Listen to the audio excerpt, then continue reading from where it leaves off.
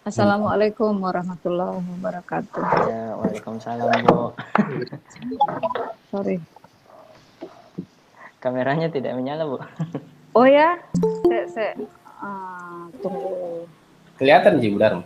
Iya, iya, ya, kelihatan. Kelihatan beta? Iya, iya, ya. Sudah Kelihatan. toh? Iya, iya, sudah, Iya. sudah. Di mana ini, Budar, mah? Di ruangan rapat karena ruanganku lagi rusak AC-nya. Oh, Saya saya di ngungsi di kampus bawah. 2 ini.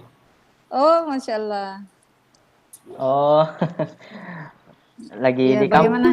lagi di kampus semua di Bu, Pak. Iya, soalnya Ya. kalau di rumah agak susah video call. Ada Oh, si kecil iya, selalu iya. nimbrung. Ya, berhubung sudah jam 9, maka dari itu saya sebagai moderator akan memulai diskusi pada hari ini. Yang terhormat kepada Bapak Ketua Jurusan Teknik Elektro, Politeknik Negeri Ujung Pandang, Pak Rizal. Tunggu dulu. Ya. Pak Rizal dan juga narasumber kedua kita yang terhormat Ibu Dharma sebagai Ketua Tim e-Learning PNUP, dan juga yang saya hormati Ketua Koordinator Staf Ahli HEME Politeknik Negeri Ujung Pandang,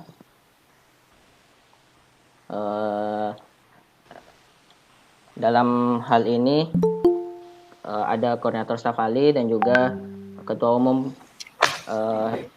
Pengurus Harian Organisasi Politeknik Negeri Ujung Pandang.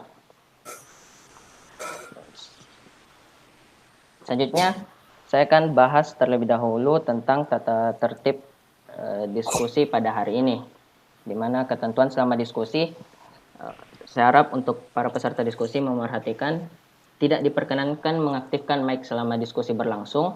Selama diskusi berlangsung, harap mengikuti arahan moderator. Jika ingin menanggapi atau bertanya, dapat menggunakan kolom chat dengan seizin moderator.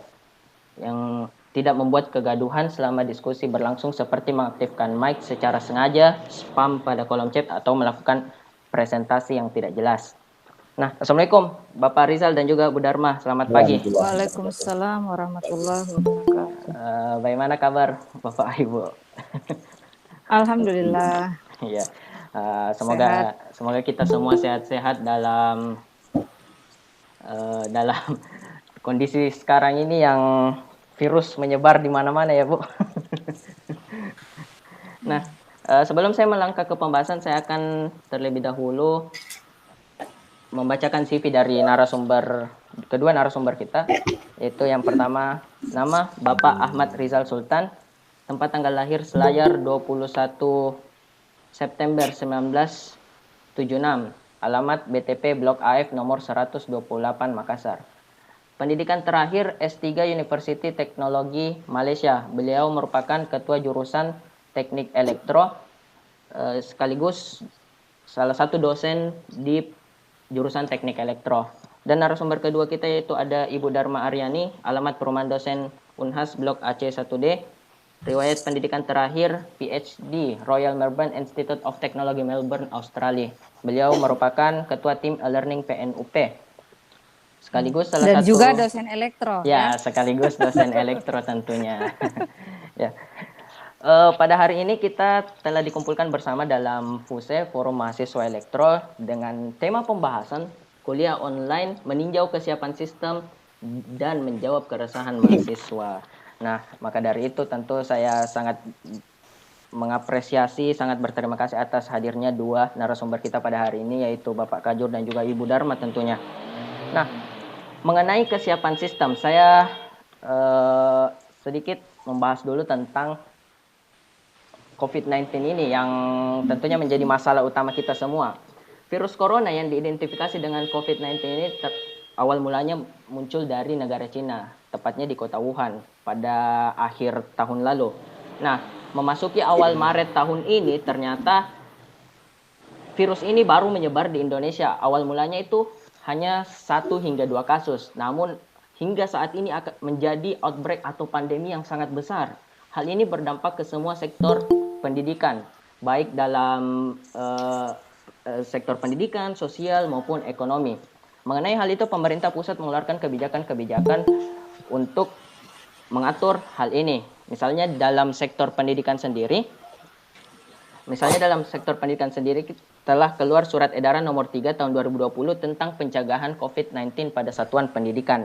Mengenai hal tersebut, para pimpinan PNUP mengeluarkan surat edaran susulan dalam mengatur kegiatan pembelajaran kita, di mana kegiatan pembelajaran sepenuhnya dipindahkan ke metode online yang sebelumnya tatap muka.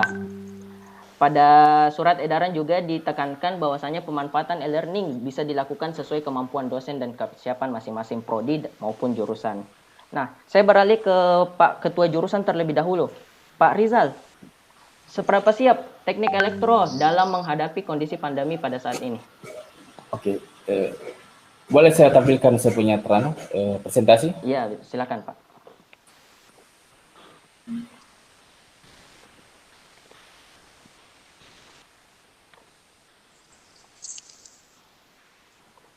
Ya, kelihatan ya? Ya, kelihatan. Ya, oke. Jadi yang pertama, saya ucapkan terima kasih atas inisiasi dari Dewan Perwakilan Kelas Himpunan Mahasiswa Elektro untuk kita sharing terhadap sistem perkuliahan daring di sini. Jadi mungkin secara umum saya lihat gambarannya bahwa kuliah secara daring akibat pandemi COVID ini kita mulai pada minggu ketiga proses belajar mengajar. Jadi minggu 1 dan 2 sudah terlaksana secara langsung di kelas. Kemudian sekarang kita sudah masuk di perkuliahan 18 Mei. Ini sudah masuk minggu ke-12. Ya. Oke. Berikutnya ini yang jadi kami dari pihak jurusan, jadi sebetulnya pada minggu pertama ini masih ketua jurusan Ibu Hapsa. Jadi minggu 3, 4, 5 ketua jurusan Ibu Hapsa, saya sebagai sekretaris jurusan. Nah, setelah kami dilantik menjadi ketua jurusan, kami sudah lakukan evaluasi di rapat secara online dengan para koordinator program studi, ya seperti ini. Jadi adanya proses belajar. Kemudian saya lanjutkan cepat saja, bahwa ini saya sampaikan edaran dari Wadir 1, bahwa perkuliahan untuk semester ini akan selesai tanggal 5 Juni. Oh, 5 Juni. Iya, jadi sudah 14. Ini sesuai dengan edaran yang terbaru tanggal 20 April. Jadi UAS direncanakan pada tanggal 13 sampai 24 Juli. Nah, di antara waktu rentang antara perkuliahan dengan UAS tersebut, pihak Wadir sudah menyiapkan bahwa praktikum yang belum terlaksana akan dilaksanakan pada rentang waktu 8 Juni sampai 10 Juli, yaitu selama 5 minggu. Nah, itu.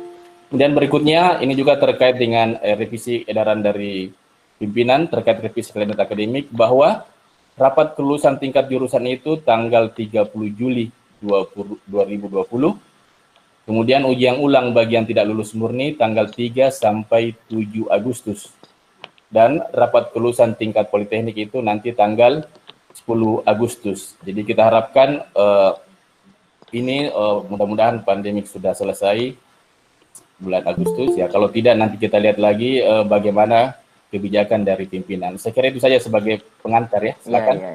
Ya. Oke. Menanggapi dari persentase Bapak, tadi saya ingin meninjau untuk kesiapan dari dosen sendiri. Menurut sudut pandang Pak Rizal, itu seperti apa dalam menghadapi perkuliahan online ini? Kesiapan dari dosen maupun kesiapan mahasiswa tentunya. Ya, jadi pada saat minggu ketiga mulainya edaran COVID untuk melakukan kuliah daring 3-4, ya ini masih ditunda edarannya seperti itu sampai 2, kemudian pimpinan perpanjang lagi. Nah, jadi setelah kita lihat pada rapat koordinasi, ternyata dosen yang ada di jurusan elektro menggunakan berbagai macam metode, ya, dari classroom, bahkan ada juga yang menggunakan email, ada yang menggunakan grup WhatsApp. Iya, betul. Seperti itu, jadi kita sudah data, dan ternyata pada kita data tersebut, sebelum UTS kita data, ya, ada beberapa dosen yang belum sama sekali.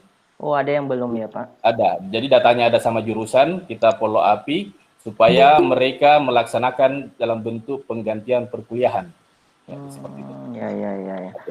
Oke, saya beralih dulu sebentar ke Ibu Dharma. Ya. Terkait tim e-learning PNUP. Nah, sebelum masuk ke sistem e-learningnya, saya mau tahu dulu Bu, ini sebetulnya tim e-learning itu apa, siapa di dalamnya, dan job desk-nya itu untuk pekerjaannya itu seperti apa? Ya. Udah, boleh saya jawab? Iya, silakan. Ya, Bismillahirrahmanirrahim. Assalamualaikum warahmatullahi. Ini saya tidak siapkan slide Iya, apa-apa. iya, Tadi tidak malam apa-apa. saya konfirmasi ke panitia, Iya, katanya tidak usah, Bu. iya, Kita iya. diskusi Iya, saja. diskusi saja. Oke, mungkin saya kisahkan dulu awal mula e-learning ini ya. Jadi sebenarnya e-learning PNUP itu bisa disebut terobosan sih ya, terobosan yang sudah ada sejak akhir 2016 ya. Jadi platform e-learning PNUP itu sudah dibangun sejak akhir 2016. Nah, cuma sekarang dia menjadi primadona karena sekarang menjadi sarana utama untuk pembelajaran ya. Nah, benda ini sendiri, e-learning sendiri ini dikelola oleh tim akademik dan komputerisasi atau unit TIK. Di bawah arahan atau unit kerja koordinasinya dengan P2AI. P2AI itu adalah unit yang menangani tentang metode dan pendekatan pembelajaran, evaluasi bahan ajar kurikulum, dan semua metode-metode pembelajaran yang kita gunakan. Oh iya. Unit itu berada di Pusat Penjaminan Mutu. Ya, kita ada 2 pusat, Pusat Penelitian Pengabdian Masyarakat dan Pusat Penjaminan Mutu. Di mana sekarang saya menjadi Kepala Pusat Penjaminan Mutu, baru sejak Januari kemarin. Jadi tim e-learningnya sendiri sudah ada sejak 2016, tetapi belum dibentuk tim yang bekerja sebagai task force sendiri, jadi masih menjadi kegiatan atau tanggung jawab reguler di unit TIK, koordinasi dengan tim akademik. Sejak jadi e-learning itu adalah metode learning management system. Jadi akhir 2016, 2017 itu mulai digunakan, tetapi yang pengguna utamanya yang paling pertama itu adalah elektro sendiri. Jadi jurusan elektro sendiri, dan memang tim inti di awal pembuatan LMS e-learning kita itu memang dari jurusan teknik elektro ya. Ada Pak Irawan dan teman-teman dengan dukungan di unit TIK. Oh iya. Nah, iya, jadi ini sudah lama, Nak. Tapi dulu bentuknya terpusat. Jadi hanya ada satu portal e-learning, e-learning.poliupg.acid. Belum dipecah-pecah ke dalam setiap jurusan. Sekarang kan yang Anda gunakan setiap jurusan link e-learningnya berbeda. Berbeda, ya betul. Beralamatannya. Nah, ini pun sebenarnya akan kita benahi, akan lebih bagus kalau terpusat ke satu link web, nanti di dalam kita buatkan home untuk masing-masing jurusan, kembali seperti dulu. Dulu kenapa dipecah? Karena apa? Karena pengguna aktif hanya elektro saja. Itu pun elektro hanya TKJ saja, ya. Dan itu pun mengapa TKJ menggunakan aktif di 2018? Karena menjelang akreditasi. Prodinya mau akreditasi. Jadi karena salah satu syarat, bukan syarat ya, salah satu poin yang tinggi saat sebuah program studi akan diakreditasi, itu tersedianya layanan pembelajaran online. Dan digunakan secara aktif. Makanya di 2018 TKJ itu menggunakan secara intens. Semua mata kuliahnya sudah dibiasakan menggunakan portal e-learning ini. Ya. Jadi kenapa elektro yang paling maju dari semua link e-learning yang ada sekarang? Karena memang ya elektro sudah menggunakan itu secara aktif ya dari akhir 2017 sebenarnya. Mengenai timnya ya sekarang karena melihat kondisi bahwa e-learning ini menjadi sarana utama yang digunakan oleh dosen dan mahasiswa, maka dibentuklah task force khusus ya. Sebelumnya ini hanya kita kontrol biasa saja, kalau dipakai iya enggak apa-apa, enggak dipakai juga enggak masalah. Sekarang karena ini menjadi sarana utama, jadi dibentuklah tim khusus tadi. Isinya adalah tadi Kepala Pusat Penjaminan Mutunya sendiri, Kepala Unit P2AI-nya, dan para pendamping di setiap jurusan. Jadi setiap jurusan ada pendamping ditugaskan. Kalau elektro, pendampingnya adalah Ibu Ica. Nah, seharusnya ke depannya nanti mungkin ini akan dipertimbangkan ulang mengenai pendamping, karena contoh salah satu pendamping Bu Ica, seperti Pak Kajur pernah sampaikan, beliau adalah PLP juga di Prodi TKJ, jadi jobnya akan bertambah bebannya ya. Tetapi untuk sementara untuk elektro ada Bu Ica. ya. Jadi bagi mahasiswa, dosen yang butuh pendampingan atau arahan tentang penggunaan e-learning elektro itu silakan menghubungi Bu Ica. Oh iya. Iya, jadi masih seperti itu. Oke. Kalau misalnya tadi di rundown materinya ada, saya lihat bagaimana rencana ke depannya ya, itu rencana ke depannya. Sebenarnya sejak LMS e-learning ini ada, sudah sangat dianjurkan ya para dosen itu mulai menggunakan sistem ini. Dan mungkin perlu disosialisasikan lebih lanjut lagi nantinya bahwa sebenarnya untuk setiap mata kuliah itu dibolehkan ya dalam keadaan normal. Ini saya tidak mengatakan kita dalam keadaan pandemi seperti sekarang ya, work from home, learn from home. Dalam keadaan normal, satu mata kuliah itu berhak ya boleh menggunakan sampai 25% pertemuan, 20-25% pertemuan secara online. Ya, jadi ya anggaplah dari 16 pertemuan, 4 pertemuan itu boleh dilakukan secara online. Sisanya dilakukan secara offline atau tatap muka. Ya, dalam keadaan normal. Jadi kedepannya bagaimana posisi, bagaimana target dalam hal penggunaan e-learning, saya sih optimis bahwa ini masih akan dalam keadaan normal ya, masih akan tetap digunakan oleh para dosen dan mahasiswa karena memang dibolehkan melakukan perkuliahan melalui fasilitas online sebanyak, kalau kita dari 16 pertemuan sebanyak 4 pertemuan itu boleh. Ya, itu afdal. Jadi sisanya baru diwajibkan untuk tetap muka. Nah, kalau dalam keadaan pandemi sekarang di mana diwajibkannya work from home, ya.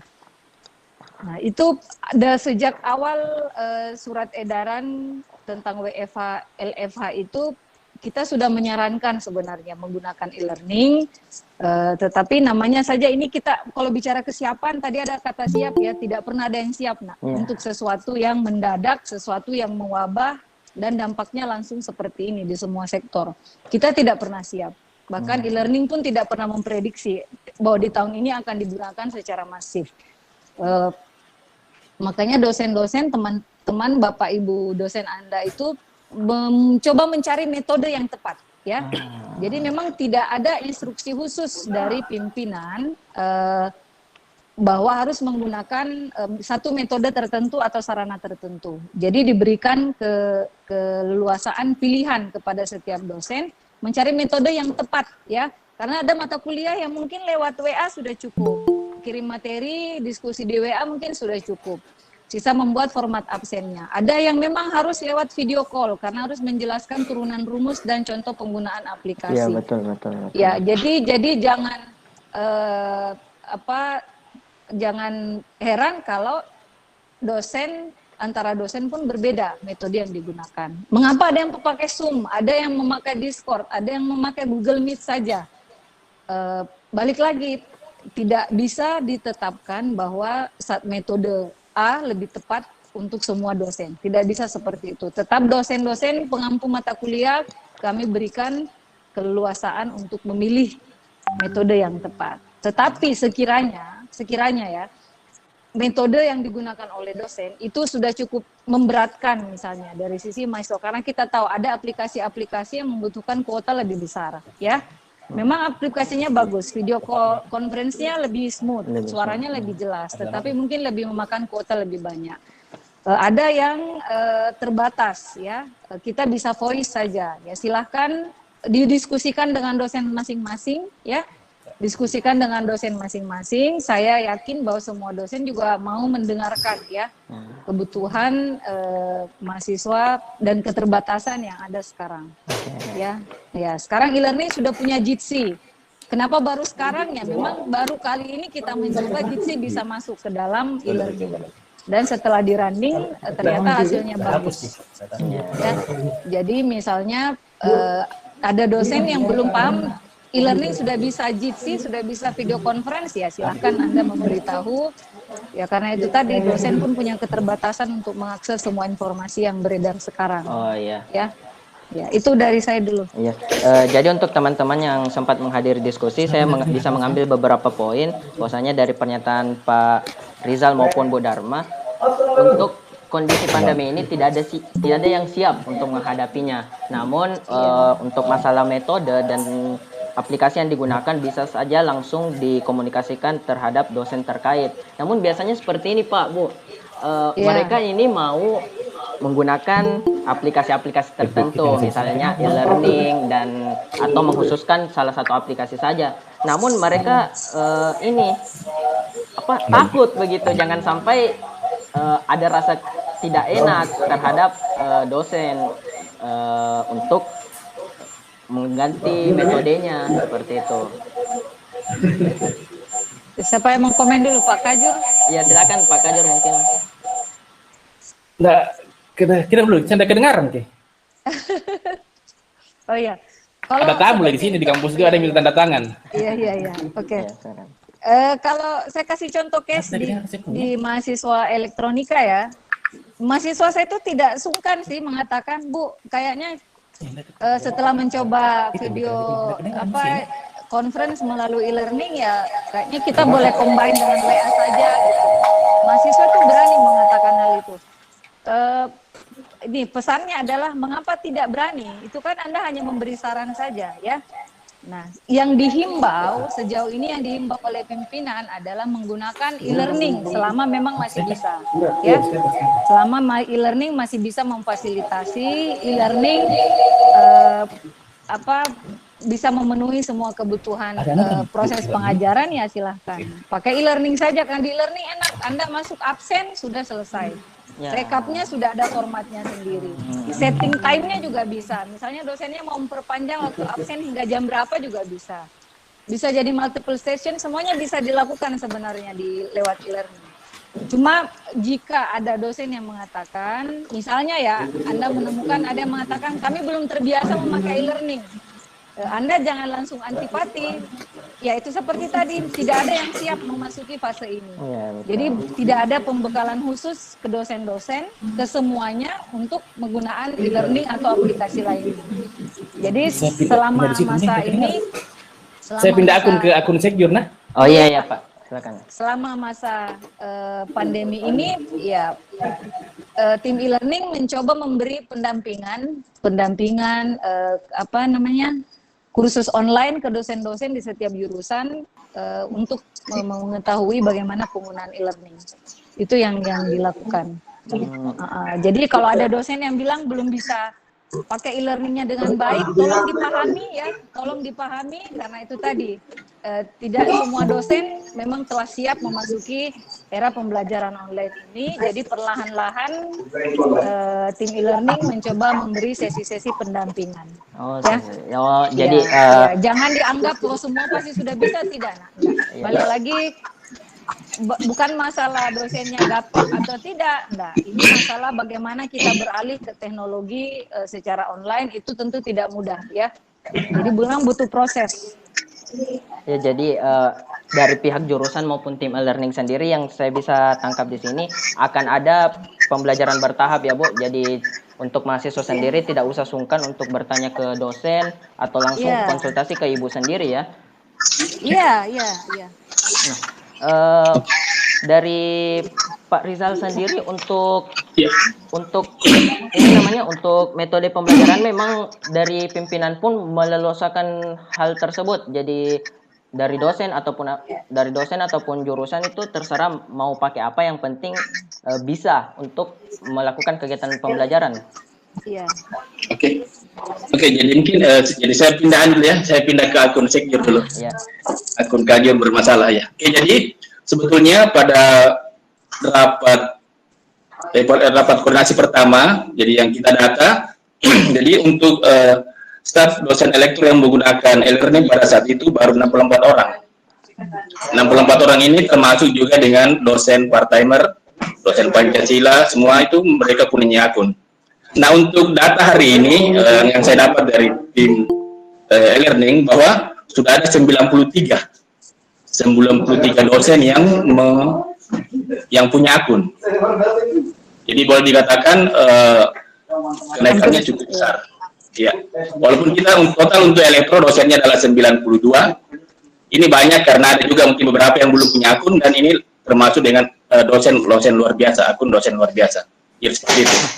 Jadi kedepannya kita harapkan bahwa dengan edaran dari pimpinan bahwa untuk akses akun e-learning ini dapat gratis, makanya kita pihak jurusan sampaikan ke semua dosen untuk mengaktifkan ataupun menggunakan e-learning ini. Kemudian ke depan juga untuk proses akreditasi akun e-learning ini bisa menjadi salah satu hal yang yang mendapat penilaian. Oh iya. Kira seperti itu dulu. Oh ya, saya ingin membahas lebih lanjut tentang e-learning. Sebetulnya ini berhubungan dengan subsidi kuota yang paling banyak dipertanyakan oleh mahasiswa di jurusan kita, Pak, Bu. Nah, saya beralih ke Bu Dharma terlebih dahulu. Menurut pandangan Ibu, yang efektif mana untuk subsidi kuota ini, kuota Ilmupedia yang digunakan saat ini seperti dari provider Telkomsel, ataukah mestinya dari pihak kampus itu menyediakan subsidi kuota berupa uang tunai? Begini, ini yang sebenarnya ada misinterpretation ya, misinformation ke mahasiswa. Saya juga bingung, ini informasinya kenapa bergulirnya seperti itu. Jadi ini ada dua rumah yang berbeda, ada e-learning sendiri ya, ada subsidi kuota. Ini enggak boleh di-mix. Subsidi kuota ini arahnya ke kebijakan pimpinan ya, pimpinan, kebijakan institusi, bukan kebijakan pimpinan. Kebijakan dan kemampuan institusi, itu subsidi kuota. Kalau e-learning sendiri, e-learning itu karena kami melihat ada informasi bahwa Unhas itu mendapat kerjasama dengan Telkomsel berupa semua link e-learningnya dimasukkan ke dalam paket Ilmupedia yang bisa diakses secara gratis untuk aktivasi pertama ya. Aktivasi pertama 30 hari itu gratis, setelahnya tetap harus berbayar. Itu juga yang mungkin ada yang miss. Ada yang menganggap sekali aktivasi seumur hidup Ilmupedianya gratis. Tidak seperti itu kerjasamanya. Kerjasamanya satu nomor Telkomsel, Anda aktifkan sekali paket free multimedia Ilmupedia, maka akan aktif 30 giganya selama 30 hari. Ya. Untuk mengakses link e-learning. Jadi link e-learning kita itu sudah didata oleh Telkomsel, sudah masuk ke dalam domain Ilmupedianya. Makanya mengapa bisa kita mendapatkan paket kerjasama itu. Itu pun untuk mendapatkan itu prosesnya panjang ya. Prosesnya itu ada berminggu-minggu karena tidak semua institusi diberikannya bertahap. Alhamdulillah kita menjadi institusi ketiga di Makassar yang mendapatkan itu. Nah, tetapi kenapa sekarang menjadi mix dengan subsidi kuota? Itu mungkin karena ada bocoran barangkali ya, bahwa beberapa institusi di Indonesia itu memberi bantuan pulsa atau pemotongan SPP atau apalah bentuknya ya untuk kompensasi pembelian kuota selama pembelajaran daring. Nah, kalau untuk hal itu saya tidak dalam posisi untuk memberi informasi detail betul. Ya, karena itu terkait perencanaan keuangan dan bagaimana kebijakan institusi. Tetapi proses yang saya pahami bahwa institusi sedang mengusahakan hal itu, ya. Semoga dalam waktu dekat akan ada bentuk pemberian kuota, bukan pemberian uang atau pemotongan SPP, ya. Kebijakan yang dipilih oleh institusi yang saya pahami adalah akan ada pembagian kuota. Makanya pernah ada permintaan nomor. Tetapi tadi kita tidak boleh memasang harapan yang terlalu tinggi. Takutnya begitu, misalnya Anda berharap kuotanya sekian, tiba-tiba dapatnya sekian, itu kan kecewanya akan besar. Ya, perlu dipahami berapapun kuota yang diberikan itu tidak dikali 1 atau kali 10, tetapi dikali 4.200 siswa. Ya, dikali 4.200 siswa. Nah itu jadi apapun yang akan realisasi yang mungkin dalam waktu dekat ini bisa direalisasikan dalam bentuk pemberian kuota oleh institusi, itu tidak ada kaitannya dengan tim e-learning.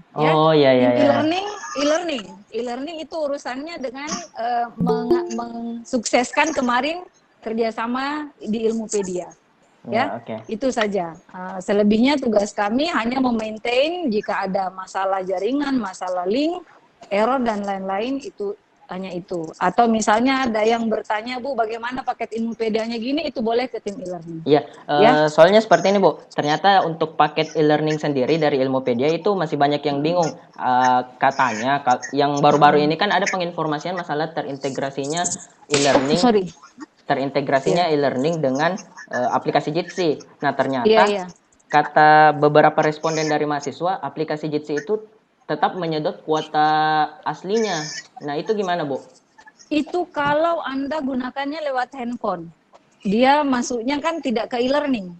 Ya, Oh, seperti itu dia ya. masuknya ke aplikasi Jitsi-nya sendiri. Iya Hmm, kan? Itu kalau kita Anda pakai laptop ya, Anda pakai laptop, itu dia sudah add-on-nya masuk ke dalam e-learning-nya. Tetapi kalau memakai itu juga ini info ini juga baru hari apa ya Ibu Ica sampaikan bilang Bu kalau di handphone ternyata Jitsi-nya itu terpisah katanya begitu. Jadi sepertinya kuotanya akan tetap, tetapi masih jauh lebih ringan dibanding memakai Zoom atau Discord. Oh iya. Apalagi CloudX ya. Iya, iya, iya. Jadi kalau misalnya ya itu tadi, kalau Anda misalnya merasa bahwa di beberapa pertemuan tertentu bisa pakai metode lain yang tidak perlu pakai video, pakai voice call meeting saja, ya silahkan disarankan ke dosen pengampunya. Iya. Ya. Oke, jadi untuk teman-teman yang sempat menghadiri diskusi terkait masalah Jitsi, mungkin bisa ditanyakan langsung ke Ibu Dharma bagaimana caranya, karena kita tidak mempunyai cukup waktu untuk menjelaskan hal tersebut panjang lebar di sini ya, Bu. Nah, saya beralih ke nanti saya share nomor Ibu Ica ya, Oh, jadi iya, bisa iya. konsulnya langsung ke adminnya. Iya, saya beralih ke Pak Rizal terlebih dahulu terkait dengan saya menyinggung subsidi kuota. Ternyata itu menurut dari pandangan Ketua Tim e-learning itu kebijakan pimpinan. Nah, dari sudut pandang Pak Kajur, tentu kalau dari sudut pandang kami sebagai mahasiswa, efektif subsidi kuota itu berupa uang tunai seperti kebijakan di kampus sebelah di Unhas. Setahu saya, mereka membagi selain Ilmupedia, mereka membagikan uang tunai sebesar Rp150.000 yang ditransfer langsung ke rekening. Mengapa hal itu terjadi? Karena tentu untuk perkuliahan online sendiri tidak hanya membutuhkan seperti aplikasi e-learning maupun Jitsi yang terintegrasi secara gratis dengan Ilmupedia.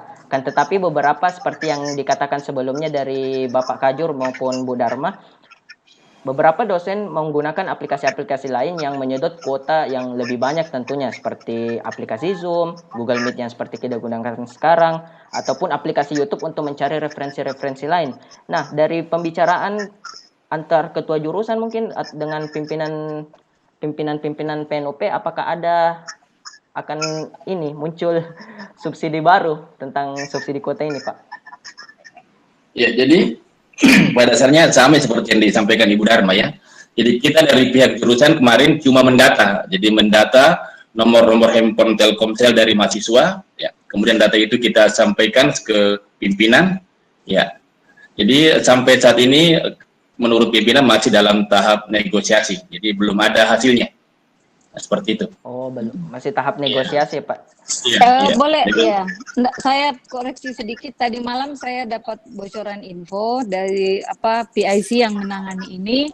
Katanya kemarin sore sudah dihubungi oleh Telkomsel. Semoga hari ini akun untuk pembagian kuota itu sudah bisa didapatkan. Itu info tadi malam ya. Hari ini karena memang harusnya dieksekusinya pekan kemarin katanya, tetapi ada masalah, ada sistem yang error di Telkomsel untuk pembagian bulk kuota itu. Jadi semoga dalam 1-2 hari ini. Itu info tadi malam dari Pak Sahril. Ya. Itu kuota Ilmupedia atau kuota bebas atau bagaimana? Kuota reguler, kuota reguler. Oh, kuota reguler. Ya, Oke. Reguler. Jadi tapi itu tadi saya ingatkan, jangan don't put your hopes ya, jangan high. Ya, too high. Jadi terima dulu yang ada, karena begini, belajar dari PENS saja ya, PENS yang bisa Anda bayangkan juga mahasiswanya student body-nya itu jauh lebih besar dari kita. Statusnya juga seperti apa, itu juga dalam pemberian kuota itu kurang lebih hampir sama dengan yang akan dilakukan oleh institusi di PNUP ya. Karena begini, saya tahu pikirannya mahasiswa, pikirannya pasti sesederhana ini ya. Kita kan tidak ke kampus, ada biaya operasional yang pasti institusi tidak gunakan. Tetapi ingat, proses pembelajaran ini tidak pernah dianggap libur selama masa pandemi ya. Jadi tanda kutip semua unit-unit, semua individu-individu yang terlibat dalam keseharian kita yang normal itu tetap difungsikan secara aktif. Artinya tetap ada gaji, reward dan lain-lain. Nah, Oh, iya. biaya-biaya itu semuanya tetap jalan. Yang tidak jalan paling ya kurang listrik ya. Iya, Karena iya. Anda tidak banyak menggunakan listrik. Tidak banyak yang berubah ya kalau dari segi operasional kampus. Operasional kampus. Malah iya sebenarnya kalau mau, tapi ini sudah bukan ranah mahasiswa untuk memikirkan itu ya. Tetapi kami memahami pasti ada hitungan-hitungan itu di mahasiswa. Loh kita kan enggak ini, kita kan enggak itu. Ya, iya, kalaupun bisa memilih, kampus lebih memilih Anda masuk ke kampus, lebih mudah di manage. Bagaimana Pak Kajur? Ya, lebih mudah di manage, lebih mudah dikontrol pengeluaran, kebutuhan kampus dan lain. Lebih mudah itu, Nak. Ya, jadi ini masa di mana kita semua harus beradaptasi. Ya, semua pihak, dosen, mahasiswa, pimpinan, unit kerja, semua harus beradaptasi. Ya, jadi akan diusahakan semampunya. Kalau ada aspirasi dari mahasiswa, dengan senang hati akan didengarkan. Boleh lewat Pak Kajur, boleh dengan lewat tim e-learning atau himpunan mahasiswanya sendiri. Silakan disalurkan keresahannya, boleh silakan disampaikan, tapi ya tentu dengan cara yang santun ya. Ya, ada data yang akurat dan Anda juga harus mau mendengarkan. Kita harus mau sama-sama mendengarkan ya. Ya, seperti itu. Oke, saya beralih ke Pak Kajur lagi terkait tadi kita sudah bahas sedikit tentang subsidi kuota. Nah, selanjutnya metode perkuliahan yang banyak menjadi keresahan mahasiswa saat ini ialah pemberian tugas. Nah, ini yang sangat sensitif untuk dari kalangan mahasiswa. Nah, keluhannya itu sangat banyak tugas yang mereka terima dan juga deadline jangka waktunya itu sangat pendek. Bahkan ada yang sempat curhat, belum selesai tugas 1 deadline-nya, datang lagi tugas 1 hingga 3 tugas bertubi-tubi. Nah, tentu ini berdampak dengan beban pikiran, beban fisik. Ya, kalau kita sekarang ada di rumah ya makin stres dong karena kurangnya refreshing tentunya, Pak Bu. Nah, menurut Bapak terkait hal ini apa tanggapan dari Pak Kajur? Iya, jadi sebetulnya ini bukan cuma masalah mahasiswa. Ya, jadi saya alami juga ketika anak saya minggu-minggu yang lalu ya seperti itu. Ya, tiap hari dikasih tugas sampai jam-jam ada jam waktu untuk mengumpulkan tugasnya. Betul. Nah, seperti itu. Ya. Jadi kenapa? Karena mungkin keterkejutan dari para guru atau para dosen yang baru mendapat sistem seperti ini. Jadi mereka mungkin belum dapat polanya. Jadi saya kira itu cuma mungkin berlaku pada awal-awal saja. Ya, mungkin berlaku pada awal-awal minggu untuk perkuliahan daring. Untuk mungkin setelah UTS, saya kira para dosen kami adakan himbauan supaya ya minimal materi sampai, jangan deadline boleh diubah seperti itu. Oh iya. Saya kira kita sudah sampaikan ke ya. Oh iya. Mungkin kedepannya lebih ini ya Pak, lebih masif lagi untuk himbauannya ke dosen, jangan sampai ini fleksibel ya. Oke. Yang sampai menjadi beban pikiran untuk mahasiswa kita. Betul. Nah, Oke. Selain jumlah tugas, ternyata ada beberapa keluhan yang terkait waktu kuliah. Nah, dari pihak kampus sendiri untuk sebelum pandemi ini kan waktu perkuliahan itu kita mulai dari hari Senin hingga Jumat. Nah, hari Sabtu itu hari ekstrakurikuler dan juga hari Minggu itu adalah hari libur. Nah, dari protokol untuk perkuliahan sendiri, apakah memang sudah dipertegas dengan jadwal perkuliahan itu, Pak? Iya, jadi malah dari sisi akademik sendiri, pada saat kalender tanggal merah itu diharapkan tidak ada perkuliahan. Jadi sama saja. Dan kalaupun dosen ingin mengganti, misalkan ada tanggal merah, mereka ganti dengan hari lain yang bukan tanggal merah. Jadi Sabtu Ahad memang tidak digunakan untuk perkuliahan. Kecuali mungkin kesepakatan dari kelas dengan dosen yang bersangkutan. Itu yang kita tekankan. Bahkan saya dapat info juga ada beberapa dosen juga mungkin yang perkuliahannya malam. Karena paginya dia tidak sempat, dia kuliahnya malam. Ada juga seperti itu. Nah, ya tadi kesepakatan kelas dengan dosen yang bersangkutan. Nah, yang jadi masalah sebetulnya intinya itu Pak. Ketika mahasiswa merasa, apalagi di bulan Ramadan, beberapa mungkin yang lebih ingin fokus beribadah, tapi tentu tidak ingin meninggalkan kewajiban mereka sebagai mahasiswa. Akan tetapi mereka ini agak sungkan tentunya, apalagi terkait jadwal perkuliahan yang sensitif dibahas antara mahasiswa dan dosen. Jadi ketika dosen bilang hari ini kita kuliah walaupun mungkin hari libur, ya mahasiswa juga maunya protes gimana, kan mungkin tertunda perkuliahannya waktu sebelumnya. Iya. Nah, bagaimana terkait hal itu, Pak? Jadi kalau hari perkuliahan itu kebijakan akademik tidak diakui sebagai perkuliahan kalau tanggal merah. Seperti itu. Nah, jadi nanti dia lakukan sebagai penggantian perkuliahan. Jadi memang kita harapkan bahwa kuliah daring ini juga ikut dari jadwal yang ada. Iya. Jadi jadwal yang telah ada dulu sebelumnya itu yang kita ikuti. Iya. Nah, kenapa? Karena jangan sampai nanti kalau tidak ikut jadwal yang ada, boleh jadi antara mata kuliah satu dengan yang lain akan bersamaan waktunya. Nah, jadi seperti itu. Jadi kita ikut sama saja, bedanya ini kuliah secara daring, ya, seperti itu. Oh, jadi tetap mengenai jam dan Iya, harinya ikut. itu seperti pada Jadwal perkuliahan. jadwal Iya. perkuliahan. Jadi untuk teman-teman yang ini merasa keberatan dengan mungkin bisa disampaikan langsung secara Iya, boleh baik-baik. disampaikan. Ya. Kalau misalnya enggan dengan dosen yang bersangkutan bisa langsung ke Pak Kajurnya mungkin atau Jadi sebetulnya ya sudah ada beberapa yang kirim pribadi ke saya, lantas saya teruskan ke koordinator program studinya. Oh iya, betul. Jadi ada beberapa mahasiswa yang sampaikan ke saya masalahnya, masalah itu langsung saya teruskan ke KPS-nya. Iya. Ya, jadi seperti itu. Ya.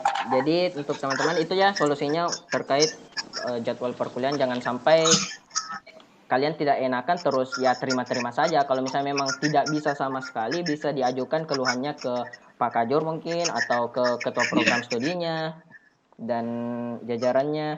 Nah, bisa juga ke dosen yang bersangkutan ya Pak, selama itu santun Iya. bahasanya. Tapi kan mungkin agak sungkan kalau langsung ke dosen bersangkutan. Betul sekali, betul Iya, sekali. jadi lewat kode dulu lah. Oke. Ya, iya. Nah, lanjut mengenai metode perkuliahan. Perkuliahan ini sudah berjalan, perkuliahan secara online sudah berjalan sekitar 2 bulan lebih ya Pak. Nah, saya ingin bertanya kepada Pak Rizal mengenai absensi dan juga kompensasi. Nah, Iya. bagaimana kebijakan atau regulasi dari jurusan terkait hal ini? Karena setahu saya kompensasi pun itu pekerjaannya berbeda-beda tiap jurusan. Nah, yang saya ingin tekankan di sini untuk jurusan teknik elektro, regulasinya bakalan seperti apa? Karena kita kan ini perkuliahan online dan tentunya banyak mengeluh tentang absensi. Misalnya jaringan jelek, terus tiba-tiba dosennya mau mengabsen, ternyata dia tidak diabsen karena itu jaringan jelek, terus tidak bisa konfirmasi bahwa dirinya hadir atau mungkin tidak ada kuotanya. Nah, bagaimana terkait regulasi absensi dan kompensasi, Pak? Ya. Rizal. Jadi alhamdulillah untuk sampai sekarang ini yang data di jurusan belum ada permintaan untuk SP2. Jadi belum ada permintaan SP2. Jadi kan SP1 itu lebih daripada 14 jam lewat wali kelas, Ya, itu betul. juga yang sekira belum ada datanya. Ya, jadi mungkin saja kebijaksanaan dari ketua program studi kan kita sebetulnya mahasiswanya mau kuliah tapi karena kondisinya seperti itu. Ya, jadi kita tidak langsung memvonis bahwa ini mahasiswa kita kasih kompensasi seperti itu. Ya, terkait kompensasi kan kebijakan beberapa prodi juga biasanya berbeda. Ada yang mewajibkan untuk membayar, ada juga yang mewajibkan untuk bekerja secara tenaga. Dan yang saya lihat dari kalender akademik terbaru itu bakalan dilaksanakan di sekitar bulan Juli atau Agustus kalau tidak salah. Nah, Ya. terkait dengan jam-jam itunya tentu beberapa mahasiswa merasa tidak adil Pak ketika misalnya kompens saya sekitar 50 jam padahal saya ingin memang untuk hadir setiap saat, akan tetapi ketika absen ini jaringan saya memang bermasalah. Misalnya saya berada di pedalaman, terutama teman-temannya di kampung yang tidak tercover area jaringan. Nah, seperti bagaimana kebijakan Bapak terkait hal itu? Ya, jadi seperti saya bilang tadi bahwa jadi seperti ini, masing-masing program studi itu punya metode pelaporan, ya. Jadi ada mungkin yang tiap ketua kelas melaporkan ke staf admin berapa kehadiran, ataupun juga ada dosen yang langsung melaporkan ke admin berapa mahasiswa siapa-siapa yang tidak hadir, seperti itu.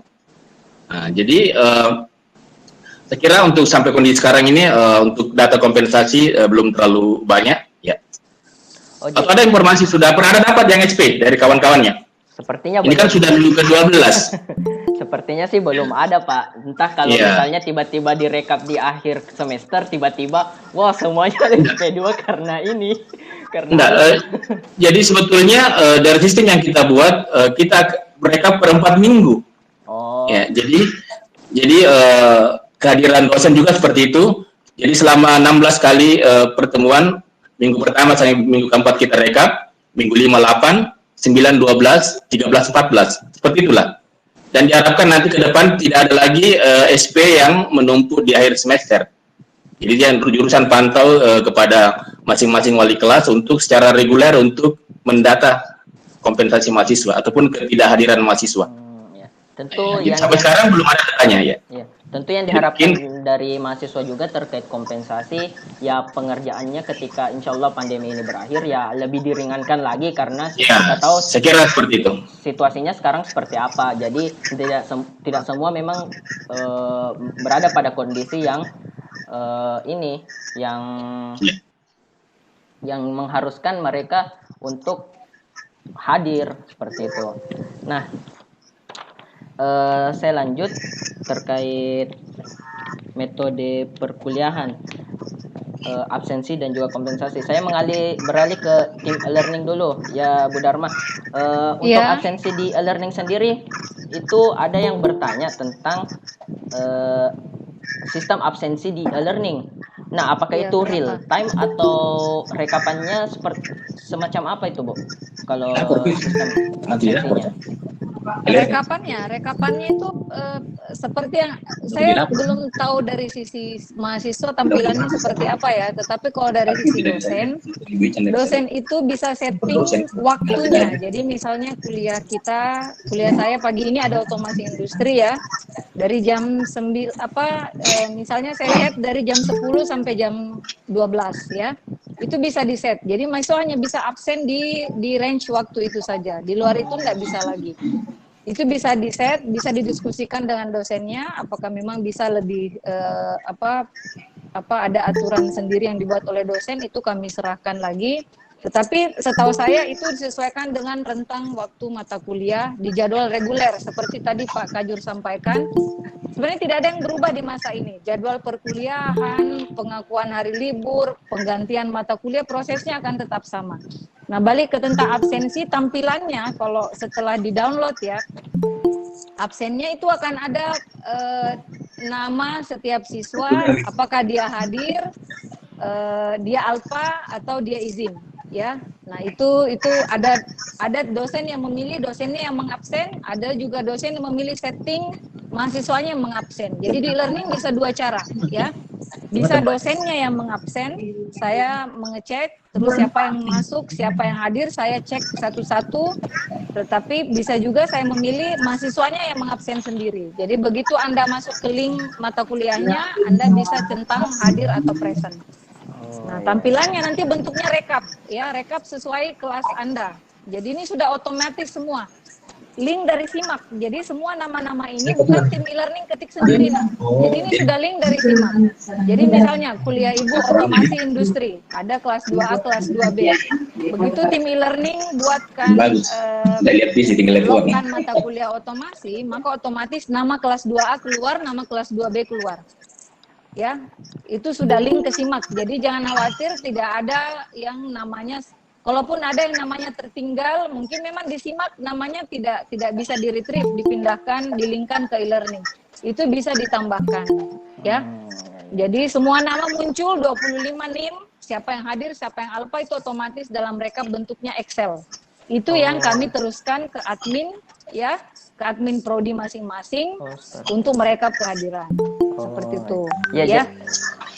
Jadi saya beralih ke Pak Kajur terlebih dahulu. Jadi masalah absensi ini selain fitur yang ada pada e-learning, beberapa juga kelas memakai aplikasi-aplikasi lain seperti WA, Zoom dan segala macam. Jadi tetap absensi berjalan normal seperti halnya biasa, namun aplikasinya saja yang berbeda ya Pak. Iya betul. Jadi tentu diharap ya ini seperti saya tekankan di awal tadi, saran dari mahasiswa ada kebijakan dari jurusan sendiri terkait masalah absensi dan kompensasi ini lebih dipermudah nantinya ketika pandemi ini berakhir, pengerjaannya pun masalah SPSP-nya juga mungkin tidak sekedar jumlah kehadiran yang keluar. Misalnya tiba-tiba 50 jam keluar langsung SP2, kan kita tidak tahu juga alasan mahasiswa tersebut kenapa tidak bisa hadir. Jangan sampai memang keterbatasan biaya, apalagi ekonomi sekarang memburuk. Mungkin untuk beberapa orang ada yang orang tuanya di PHK atau gajinya cuma setengah di tengah pandemi ini, seperti itu Pak. Nah, terakhir masalah untuk tadi sempat Bu Dharma menjelaskan pengembangan e-learning ke depan itu lebih ke arah penggunaannya lebih dimasifkan dari sebelum adanya pandemi ini. Nah, untuk fitur-fitur dari e-learning sendiri, apakah ada tambahan ke depannya, Bu? So far, kalau bicara fitur ya, kan ini kita berbasis Moodle, itu sudah hampir semua add-on-nya sudah kita masukkan, ya. Bahkan yang Jitsi pun kami cek link e-learning kampus-kampus lain itu masih sangat jarang yang memasukkan metode video conference di link e-learningnya, dan itu sudah bisa kita lakukan. Jadi untuk pengembangan saya rasa paling seperti ini, misalnya ya, kedepannya kita nggak tahu ini masa pandemi akan sampai kapan. Berarti sebentar lagi ada masa ujian meja, ya, ada betul. Ujian TA. Betul. Jika memang kondisinya masih memprihatinkan seperti saat ini dan institusi menetapkan kita masih harus work from home dan from home, bisa jadi ada masa di mana kita harus lakukan ujian tugas akhir secara online. Nah, mungkin itu akan menjadi PR lagi bagaimana e-learning bisa menyiapkan proses ini. Bagaimana Pak Kajur? Kalau saya ya sepertinya akan ke arah situ kalau masalah pengembangan yang dalam waktu dekat ya. Oke, saya beralih ke Pak Kajur sendiri. Pak Kajur, Pak Rizal, untuk kedepannya planning setelah pandemi itu menurut skenario pemerintah tanggal 15 Juni atau 19 Juni itu sektor pendidikan kembali dibuka jikalau memang kondisinya sudah stabil dan membaik. Nah, dari yang saya lihat kalender akademik sekitar 2 minggu itu diganti untuk diadakan mata kuliah pergantian. Nah, planning dari jurusan terkait penjadwalan bengkel, matkul pergantian, dan juga lab itu seperti apa ke depannya, Pak? Ya, jadi sebetulnya kami dari pihak jurusan sesuai dengan rencana pimpinan akan menggunakan 5 minggu untuk kegiatan, tapi kan kita belum yakin bahwa apakah betul kita bisa laksanakan perkuliahan secara langsung di kampus. Makanya kemarin dari jurusan sudah menghimbau ke masing-masing kepala bengkel, kepala lab untuk mengantisipasi bagaimana mereka membuat virtual praktikum ya, supaya mengantisipasi jangan sampai ya 5 minggu pun juga nanti itu belum bisa dilaksanakan ya, seperti itu. Jadi sudah ada kita sampaikan kepada masing-masing penanggung jawab ataupun kepala bengkel supaya menyiapkan antisipasi seandainya yang 5 minggu itu pun belum memungkinkan untuk mahasiswa datang ke kampus ya, saya kira seperti itu. Oh, jadi kedepannya planningnya ketika 5 minggu digunakan full untuk lab, lab dan juga bengkel ya Pak? Iya. Disiapkan. Apakah untuk jadwalnya sudah disusun secara teratur? Karena kan kalau misalnya di kondisi normal untuk satu bengkel itu saya lihat ada berapa kelas yang pakai ganti-gantian. Iya. Nah ini ceritanya semua kelas langsung bengkel, lab. Nah bagaimana Pak penjadwalannya itu Pak nantinya? Ini sementara, jadi sebetulnya nanti tidak akan full, jadi mungkin tidak full seperti 14 minggu. Makanya arahan kami kepada masing-masing kepala bengkel untuk membuat jadwal. Jadi sudah diminta, tapi sampai sekarang belum ada masukan dari para kepala bengkel. Jadi kita sudah antisipasi. Seperti itu. Jadi yang saya tangkap di sini Pak, saya bisa simpulkan untuk masalah lab dan juga bengkel itu kurikulumnya bakalan dirampingkan ya Pak? Iya, karena kan tidak mungkin yang semua tadinya, jadi seperti itu. Oh iya. Nah, terakhir nih Pak, ada dari ingin bertanya para pejuang semester akhir. Nah untuk tugas akhir Pak, bagaimana penjadwalannya? Ya, jadi sampai sekarang belum ada ketentuan bahwa akan dianukan. Jadi dari beberapa program studi yang ada bahkan sudah di-share ke mahasiswa jadwalnya. Jadi dari beberapa program studi mereka sudah punya jadwal ujian tugas akhir. Ya, seperti itu. Nah, bahkan saya minta ya kepada mereka kalau memang sudah ada yang mau ujian ya nanti kita follow up ke pimpinan untuk kita adakan ujian secara online. Tapi sampai sekarang belum ada yang minta untuk pengantar ujian sidang. Seperti itu. Jadi untuk saat ini bakalan ada kemungkinan untuk mengadakan ujian tugas akhir itu secara online ya Pak? Boleh, kalau sampai sekarang belum ada yang minta. Iya, Makanya saya sampaikan kepada masing-masing koordinator program studi, kalau mahasiswa sudah siap, silakan berkasnya kasih ke jurusan, jurusan akan sampaikan ke pimpinan. Seperti itu. Oh, dari penjadwalan sendiri belum ada ketentuan dari pihak kampus bahwasanya ini tetap berjalan seperti tahun lalu ya. Dianggap seperti biasa, dianggap kondisi normal ya, seperti itu. Sudah ada jadwalnya itu. Jadi ada 2 program studi yang sudah masukkan jadwal. Oh, program studi apa itu Pak? Di 3 listrik dengan di 4 listrik sudah ada. Dan itu waktunya kapan Pak? Mulai Juli kayaknya. Juli? Ada. Iya. Jadi sudah ada jadwal. Jadi untuk kemungkinan pengunduran jadwal TA bakalan ada atau tidak ada Pak? Itu belum. Tapi sekarang dari secara resmi belum ada. Belum ada. Jadi masih ikut ya. Masih ikut, jangan yang kalender akademik yang ada. Oh, jadi untuk para pejuang TA harap diperhatikan. Jadi kemudian juga sedikit tambahan mungkin disampaikan. Jadi bila mana mahasiswa yang sedang mengerjakan TA lantas ingin ambil data di lab atau bengkel, silakan minta izin ke jurusan, akan diberi surat izin masuk kampus, pengantar untuk masuk kampus, boleh. Oh iya. Seperti itu. Jadi yang ingin ambil data di kampus, di lab, boleh. Kondisi pandemik seperti ini. Ya, oke. Tetap bisa. Jadi untuk para pejuang TA, saya rasa pada kecewa ini karena pada harapannya sebetulnya kayak diundur begitu jadwalnya.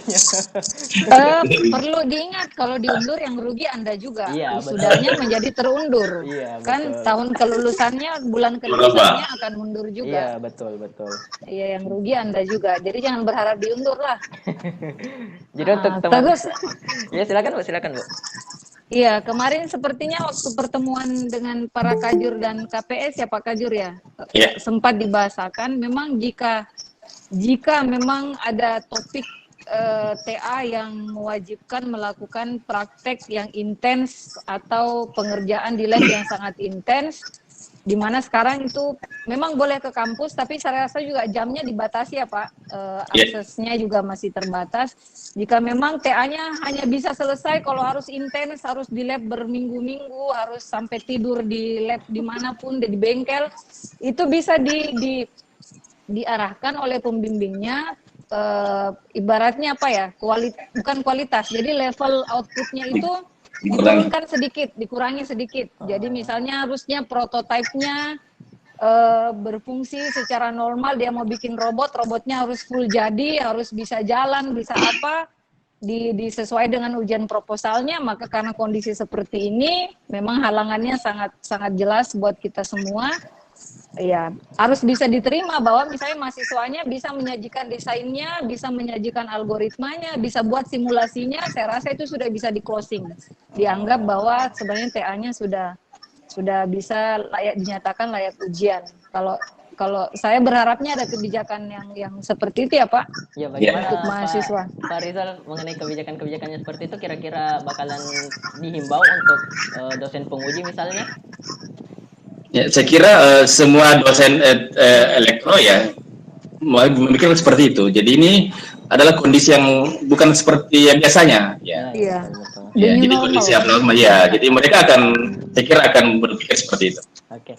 Jadi untuk pejuang-pejuang TA harap tetap bersabar karena memang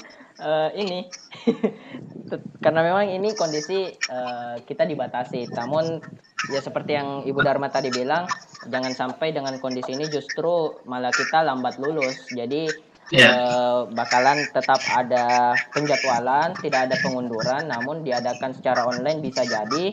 Jikalau memang tetap masih berada pada kondisi seperti ini, dan juga dihimbau untuk dosen-dosen dari Pak Kajur sendiri juga menghimbau, dan juga tentunya dosen-dosen penguji akan lebih meringankan lah istilahnya untuk terkait tugas akhir. Nah, ada juga yang bertanya Pak, masalah semester pendek itu bagaimana nantinya? Iya, saya kira tetap ngacu di kalender akademik bahwa semester pendek bulan Agustus. Dan kalaupun nanti bulan Agustus belum memungkinkan, ya boleh jadi semester pendek nanti dalam model daring juga. Model daring. Seperti itu. Oke. Ya. Nah, sedikit tadi ingin kembali masalah lab dan juga bengkel. Jikalau memang tidak kunjung selesai isolasi kita di rumah, tetap disuruh di rumah aja. Jadi itu kedepannya tetap bakalan online semua ya Pak? Iya. Oh, Jadi saya kira seperti itu. hmm, Saya jangan berharap macam SMA ujian nasional ditiadakan. Tugas saya ditiadakan ya. Tidak ada seperti itu. Iya, tidak ada. Tetap ada. Ya.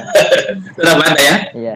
Jadi untuk Mungkin porsinya dikurangi ya. Ya, untuk planning sendiri seperti yang Pak Kajur tadi bilang, saya sampaikan kembali ke teman-teman mahasiswa. Jadi untuk lab, bengkel, matkul pergantian itu kalau kemungkinan kita berada pada keadaan normal di bulan Agustus atau Juli, insya Allah tetap kita adakan perkuliahan tatap muka dengan kurikulum yang dirampingkan. Namun jika memang tidak ada, itu sudah menjadi tugas dari kepala lab, kepala bengkel untuk membentuk kurikulumnya kembali agar bisa disampaikan secara online ya Pak, betul? Virtual ya. Secara simulasi atau apapun itu. Begitu juga dengan matkul pergantian. Dan juga untuk penyontea sekali lagi ya, ini tidak ada yang diundur, jadi tetap tetap kita adakan TA dengan harapan ya kita adakan secara online. Jikalau butuh bimbingan online boleh. Jika butuh untuk meneliti di kampus juga bisa. Seperti saya rasa ini juga sudah tersebar di beberapa grup ya Pak. Ya. Untuk pengembangan e-learning sebetulnya tidak jauh beda dengan sebelumnya. E-learning bakalan tetap dimasifkan sepertinya setelah kondisi ini berakhir pun.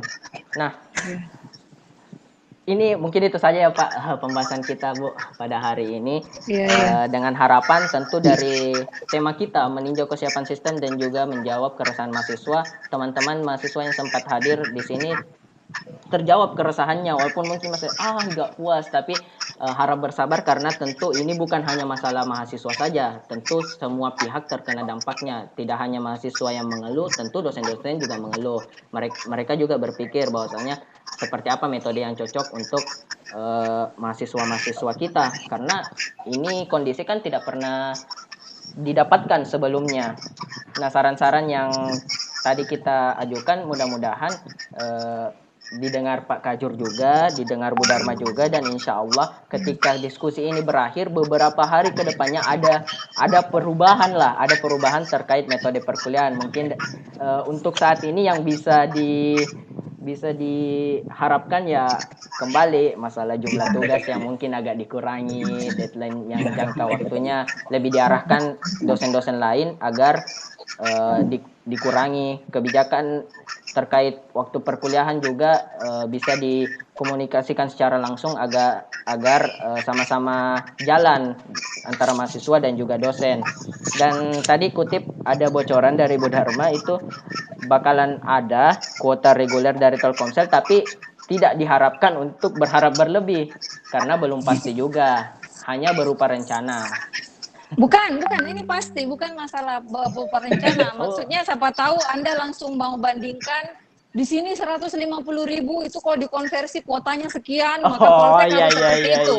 Itu maksud saya, itu yang tidak boleh Anda lakukan ya. Ya, beda dapur, beda rumus, itu saja. Iya, betul. Nah, saya rasa ini sudah sangat cukup, kita sudah berada jam 10. Nah, untuk teman-teman, maaf sekali untuk teman-teman mahasiswa saya tidak membuka sesi pertanyaan di kolom chat karena ya waktu kita sangat terbatas, tentu dari narasumber kita juga memiliki kegiatan lain setelah ini.